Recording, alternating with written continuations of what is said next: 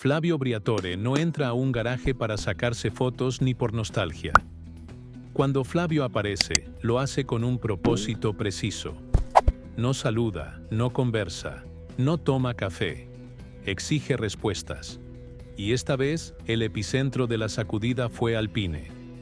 Con una carpeta bajo el brazo y esa expresión tan característica suya, mezcla de molestia y seguridad, cruzó el paddock como quien se dirige a un veredicto. Porque eso fue una evaluación técnica, táctica y estructural. Lo que vino a cuestionar no eran simples decisiones de configuración, sino toda una organización. El origen del problema: 4 décimas, 4 malditas décimas, que en cualquier otra disciplina serían una curiosidad, pero en Fórmula 1 son una condena. Y esas 4 décimas no estaban en el aire. Tenían ubicación, responsable y tramo específico. Montmeló, sector 3, donde los autos se muestran tal cual son, y donde Colapinto venía perdiendo de forma sistemática. Mientras algunos ingenieros perdían el tiempo revisando el feed de Gasly o mirando memes del grupo interno, Briatore enfocó su mirada en lo que verdaderamente interesa: los datos. La telemetría de Colapinto hablaba más claro que un arrepentido.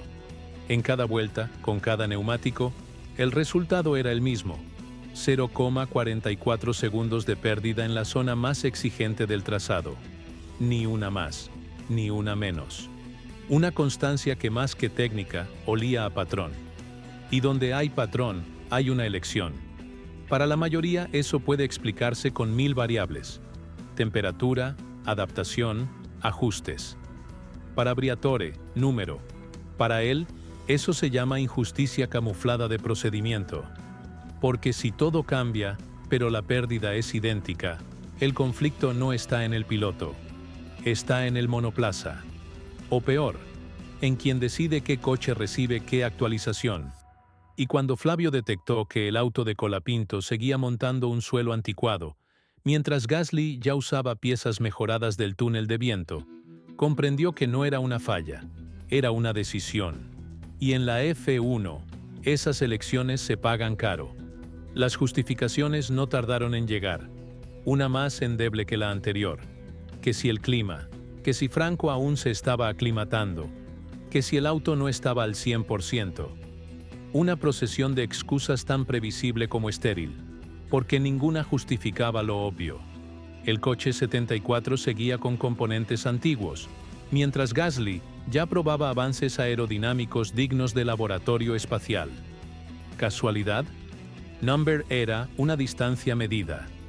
Y en este deporte, cuando un equipo elige a qué auto mejorar y a cuál mantener en espera, no se trata de táctica, se trata de jerarquías. El broche amargo llegó en la clasificación. La centralita electrónica del coche de Franco falló. Y no fue un azar. Falló porque usaba una pieza del 2023 ya marcada como obsoleta en los documentos técnicos. ¿Por qué estaba en un vehículo que debía competir en igualdad? Buena pregunta. Pero Alpine ni parpadeó. En cualquier escudería con seriedad, eso prendería todas las alarmas. En Alpine fue solo otro día más. Y lo más grave no fue la falla, fue el mutismo. Porque Briatore no solo detectó que no hubo cambio preventivo, descubrió que no hubo nada, ni aviso interno, ni revisión cruzada, ni siquiera una nota marginal en el parte técnico. Mientras a un auto se le ofrecían simulaciones personalizadas, sistemas térmicos de última generación y configuraciones a medida, al otro le tiraban un informe genérico, un par de frases motivacionales y a pista. Dale, campeón, arréglate. Eso, en la élite del automovilismo, no es un descuido, es una condena. Porque si tratas a un piloto como suplente, todo en torno a su coche se vuelve de segunda. Las estrategias, el trabajo, los resultados. Y así no se compite, así se sobrevive. Pero Franco no llegó para sobrevivir, y Flavio, mucho menos. Así que hizo lo que mejor sabe: romper el libreto. Llamó a los jefes de cada sector, exigió aclaraciones, no con tono inquisitivo, sino con la seguridad de quien ya sabe la verdad. Y entonces disparó la pregunta que nadie quiere oír en un box de Fórmula 1. ¿Qué tiene que hacer un piloto para recibir el mismo trato que su compañero? Silencio. Silencio total. Como si el hospitality se hubiera sellado de golpe. Todos sabían la respuesta, pero nadie se animaba a decirla. En Alpine ya circulaba como doctrina disfrazada de sentido común que uno estaba para correr y el otro para aprender. Una jerarquía silenciosa que contaminaba todo, desde los reportes hasta las decisiones de carrera. Y cuando eso se naturaliza, el fracaso deja de ser eventual. Se vuelve costumbre.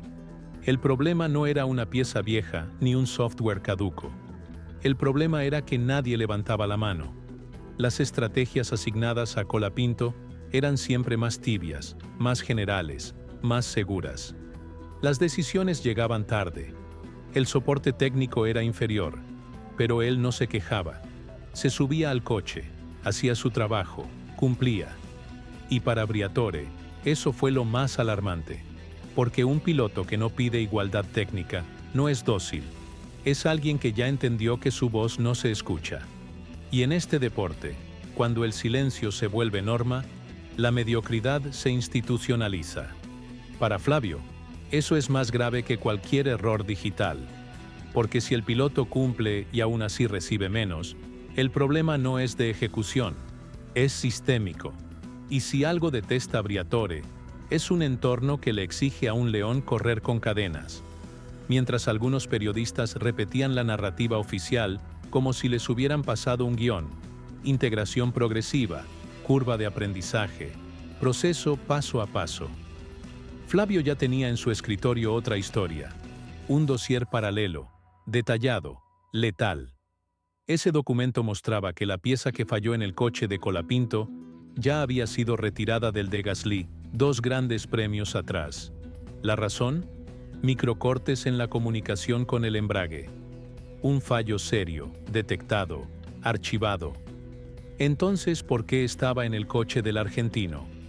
La respuesta era tan absurda como reveladora. Nadie se tomó la molestia de aplicar el mismo criterio. Lo que para uno era inaceptable, para el otro era apenas un dato más. Y ahí no solo se quebró una unidad electrónica, se quebró la confianza. ¿Fue un despiste? ¿Un olvido logístico? ¿Una omisión deliberada? Al principio, algunos intentaron cubrirlo con eufemismos corporativos. Lo llamaron rotación de recursos, manejo de inventario, protocolo operativo, como si con un PowerPoint se pudiera tapar lo evidente. Pero Briatore no se traga presentaciones, las incinera. Y lo que vio fue clarísimo. A Colapinto no le estaban dando las mismas herramientas. No era una interpretación, era una diferencia técnica tangible. Y en este mundo, eso es veneno en dosis pequeñas. Porque si no compiten con igualdad de medios, no hay competencia. Hay teatro. No hubo gritos, ni portazos. Fue algo más preciso, una intervención sin anestesia. Flavio pidió los reportes, uno por uno, y los cruzó como quien revisa una auditoría.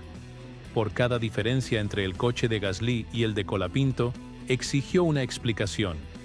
¿Por qué uno lleva suspensión de última generación y el otro componentes estándar? ¿Por qué uno tiene simulaciones personalizadas y el otro datos viejos? ¿Por qué uno recibe ajustes térmicos dedicados y el otro se maneja con simulaciones generales? Nadie respondía. Nadie podía. Flavio fue vuelta por vuelta, curva por curva, detalle por detalle. No buscaba culpables, buscaba hechos. Y cuando los encontró, ya no hubo regreso. Ese día no solo se desarmó un coche, se desarmó el relato entero. En la Fórmula 1 de hoy, la equidad técnica no es un favor, es una exigencia. Pero en Alpine se había vuelto un privilegio. Algo que se otorga, no algo que se garantiza. Y eso arruina todo. Porque cuando un equipo trata a un piloto como un experimento y al otro como una estrella, la diferencia se nota en todo. En los rostros, en el ánimo, en los silencios. Si un coche es tratado como secundario, su piloto también. recibirá menos apoyo, se le exigirá menos, se esperará menos. Y cuando cada décima cuenta, esperar menos es una falla estructural. Alpine, sin querer, o quizás queriendo, convirtió la igualdad en un artículo de lujo. Y Flavio no viene a repartir lujos, viene a exigir justicia. La sala estaba colmada, el aire espeso, las excusas flotaban como humo barato, adaptación progresiva, optimización en marcha, recogida de datos. Hasta que Flavio alzó la voz, miró a todos y soltó la frase que congeló la sangre. Vosotros estáis recopilando excusas. Los datos los tiene Franco en la muñeca. Silencio. En ese instante todo el marketing se evaporó. Ya no se trataba de interpretaciones. Era cuestión de cifras, de tiempos, de evidencia. Franco ya no era el aprendiz. Era un piloto con argumentos. Y cuando eso pasa, ya no hay cómo sostener la mentira. Solo queda corregirla. Por primera vez desde su llegada, Franco dejó de ser el novato en formación. Pasó a ser un contendiente real. Ya no arrastra un coche incompleto. Ya no pelea contra el cronómetro y la desidia. Tiene lo que le corresponde: igualdad. Y eso lo transforma todo. La actitud de los técnicos cambió. Los análisis ya no son condescendientes. Las decisiones lo incluyen. Franco ya no está en el fondo. Está en el centro de operaciones. Y cuando eso ocurre, el piloto deja de cargar peso muerto y empieza a volar. Colapinto no pide homenajes. No exige privilegios. No busca puertas abiertas, solo quiere la llave. Porque con las mismas herramientas, puede competir al más alto nivel. Ya lo demostró. Con un auto limitado, hizo maravillas. Ahora, con recursos reales, está listo para más. Y eso incomoda. Porque en un ambiente lleno de apellidos influyentes y contratos heredados, alguien que solo se apoya en el rendimiento, descoloca. Muchos creen que Briatore tiene debilidad por los irreverentes, pero número. Flavio es de cifras, de retorno, de lógica. En Franco ve una apuesta ganadora, porque si con un coche desigual ya brillaba, con uno parejo puede explotar. Y si eso pasa, Alpine vuelve a jugar en primera línea. No es romanticismo, es estrategia pura. En ese esquema, Franco encaja a la perfección. Joven, técnico, centrado, con hambre. No solo corre, construye. Flavio lo sabe. Y Alpine haría bien en entenderlo. Hasta ahora fue una reacción. Pero lo clave es lo que viene. ¿Alpine va a mantener esta equidad? ¿Va a compartir datos reales? ¿Va a tratar ambos autos como iguales? Porque si no lo hace, todo habrá sido maquillaje. Un barniz para calmar las críticas. Y en Fórmula 1, lo que no se vuelve política interna, desaparece. Flavio lo tiene claro. Franco también. Ahora falta ver si Alpine está listo para enfrentar la incomodidad que implica tratar a sus dos pilotos como lo que son. Iguales. No parecidos. Iguales. Franco no necesita micrófonos. No hace lobby. No busca titulares. Habla con lo único que no admite edición: los cronos. Y ahora tiene un auto que no lo frena, que no lo sabotea desde adentro. Las excusas se acabaron. Si rinde, lo va a demostrar. Con sectores rojos, con giros limpios, con maniobras quirúrgicas. Y si alguien quiere volver a empujarlo al rincón del aprendizaje, va a tener que explicar por qué. Con hechos. No con frases de manual. Porque ahora su coche habla por él. Y en este mundo, cuando el auto deja de ser excusa, se vuelve prueba. Muchos aún no lo ven. Pero lo que cambió no fue solo Franco. Cambió todo el sistema. Porque cuando un piloto pasa de sumar kilómetros a marcar el rumbo del desarrollo, todo cambia. Los ingenieros ya no corrigen errores, explotan talentos. Las simulaciones no se hacen por rutina, se usan para decidir. Los briefings ya no son clases, son mesas de trabajo. Ese es el poder real. Cuando un piloto influye en cómo evoluciona su coche, en qué piezas se priorizan, en qué caminos se toman. Ese es el momento de quiebre. Franco ya lo cruzó. Y aunque no todos lo digan en voz alta, eso lo modifica todo. Ya se escucha, en voz baja, algo que hasta hace poco parecía un delirio. Colapinto como parte del proyecto 2026. Hay reuniones. Hay ideas. Lo quieren en el simulador, en las pruebas clave, en la mesa donde se decide el futuro técnico. Porque cuando alguien deja de ser un suplente útil y pasa a ser un activo estratégico, el equipo gira alrededor de él. Y eso está ocurriendo. O debería. Porque esto no es solo girar el volante, es marcar el rumbo.